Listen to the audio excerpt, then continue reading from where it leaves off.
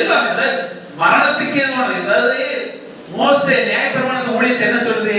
பவுல் மரணத்துக்கு ஏதுவான ஊழியம் அதுவே அவ்வளவு மகிமையா இருக்குமானால் ஜீவனை கொடுக்கிற ஊழியம் எவ்வளவு அதிக மகிமை உள்ளதா இருக்கும். உங்களை பாருங்க, அந்த ஊழியத்திலே செங்கடம் கலக்கப்பட்டுச்சு, மண்ணா வானத்திலிருந்து கொடுக்கப்பட்டுச்சு. அவங்க கால்கள் வஸ்திரங்கள் பழசவர்கள, அவங்க கால்கள் வீங்கல, செருப்புகள் தேடி போகல.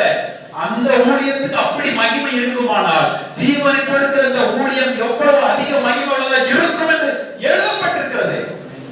அந்த சபை இன்னைக்கு தன்னை காத்துக் கொள்வதற்கே இங்க போராடிட்டு இருக்குது. நீ சபை எப்படி போராடுது? தன்னை பரிசுத்தமாக்குவதற்கே சபை போராடிட்டு இருக்கு. உபவாசம் பண்ணி போராடி கொண்டிருக்கு. எதுக்காக? தன்னை பாவத்திலிருந்து மீட்க வேண்டும் என்பதற்காக. ஏன் சிலுவையில தேவன் மீட்கலையா?